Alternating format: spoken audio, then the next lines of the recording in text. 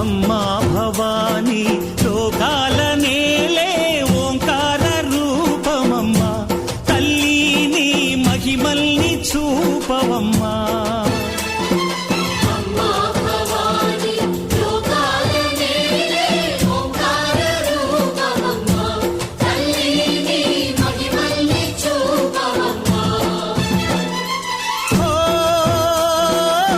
సృష్టికే దీపమా, శక్తికే మూలమా, సింహరథమే నీదమ్మా. అమ్మ దుర్గమ్మ భక్తులను దీవించుమా.